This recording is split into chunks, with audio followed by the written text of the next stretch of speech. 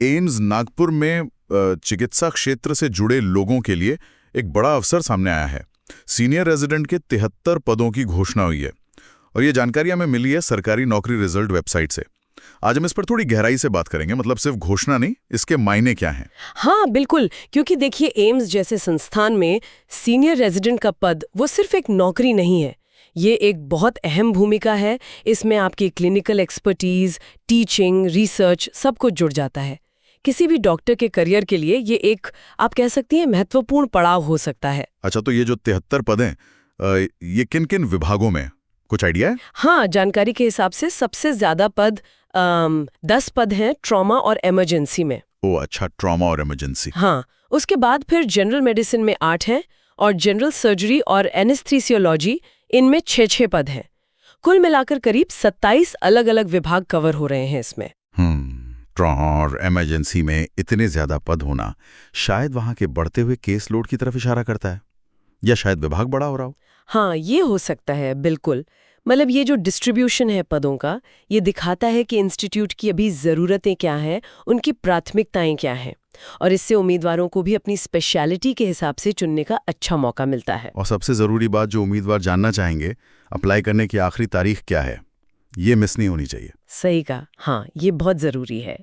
आवेदन भेजने की जो लास्ट डेट है वो है 14 अक्टूबर 2025 शाम 5 बजे तक। 14 अक्टूबर शाम 5 बजे, ठीक है। और फिर आती है बात एलिजिबिलिटी की, मतलब कौन अप्लाई कर सकता है। तो उम्मीदवार के पास रिलेटेड सब्जेक्ट में पोस्ट ग्रेजुएट मेडिकल डिग्री होनी चाहिए, जैसे MD, MS या DNB, DM, MCH वगैरह। और उम्र की भी एक सीमा है। अधिकतम आयु वो 14 अक्टूबर 2025 तक 45 साल रखी गई है। 45 साल। अच्छा, और इसमें कोई छूट भी है क्या, जैसे कैटेगरी वगैरह के लिए? हाँ, बिल्कुल। जो सरकारी नियम है उनके अनुसार SC ST मतलब अनुसूचित जाति और जनजाति के लिए 5 साल की छूट है। 5 साल। और OBC यानी अन्य पिछड़ा वर्ग के उम्मीदवारों के लिए 3 साल की छूट का प्रावधान है इसमें। ठीक है, ये क्लियर हो गया। अब आते हैं उस चीज पर जो बहुत लोग जानना चाहते हैं, वेतन, सैलरी का क्या स्ट्रक्चर है? हाँ, तो वेतन जो है वो लेवल 11 7th CPC यानी 7वें वेतन आयोग के हिसाब से है। बेसिक पे 67,700 रुपए प्रति माह बताया गया है, और इसके साथ फिर दूसरे जो भत्ते होते हैं वो भी जुड़ेंगे। 67,700 रुपीज बेसिक प्लस भत्ते। सुनने में तो ये काफी अच्छा पैकेज लग रहा है। हाँ, बिल्कुल आकर्षक तो है, लेकिन देखिए एम्स जैसी जगह पर काम करने का मतलब सिर्फ पैसा ही नहीं होता है।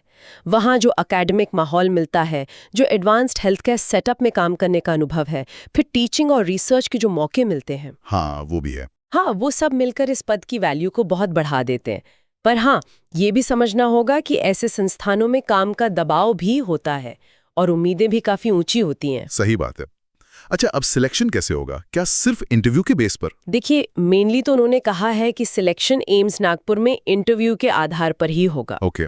लेकिन एक क्लॉज ये भी है कि अगर एप्लीकेशंस बहुत ज़्यादा आ गई, मतलब ज़रूरत से ज़्यादा, तो फिर कैंडिडेट्स को शॉर्टलिस्ट करने के लिए एक रिटन एग्जाम भी कराया जा सकता है।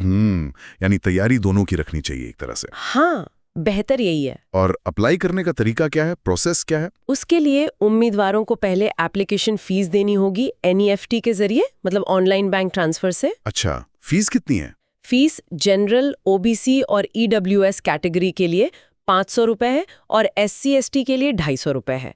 और जो PWD यानी दिव्यांग उम्मीदवार हैं उनके लिए कोई फीस नहीं है। ठीक है। फीस जमा करने के बाद एक गूगल फॉर्म है, उसके जरिए एप्लीकेशन फॉर्म भरना है और अपने सारे ज़रूरी डॉक्यूमेंट्स अपलोड करने हैं।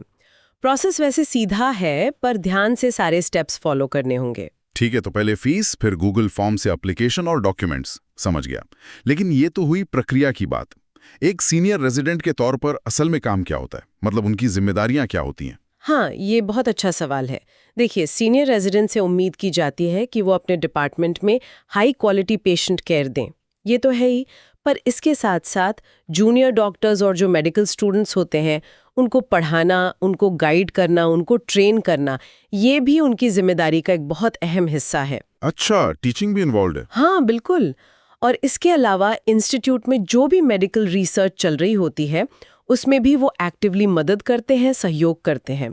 तो ये सिर्फ एक क्लिनिकल रोल नहीं है, इसमें एकेडमिक और रिसर्च का भी काफी अहम योगदान रहता है। तो मतलब काफी मल्टीफेसेटेड रोड है ये। बिल्कुल। तो संक्षेप में कहें तो एम्स नागपुर में सीनियर रेजिडेंट के ये जो 73 पद निकले हैं अलग अलग स्पेशलिटीज में, ये मेडिकल प्रोफेशनल्स के लिए वाकई एक बड़ा मौका है। सैलरी अच्छी है और एम्स जैसे प्रतिष्ठित संस्थान में काम करने का अनुभव भी मिलेगा। और याद रखने वाली बात, आखिरी तारीख 14 अक्टूबर 2025 है। हाँ, बिल्कुल सही।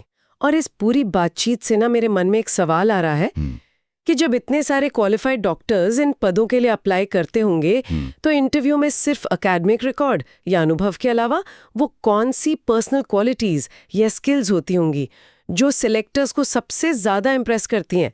मतलब भीड़ से अलग दिखने के लिए आखिर क्या चाहिए होता होगा? ये सोचने वाली बात है।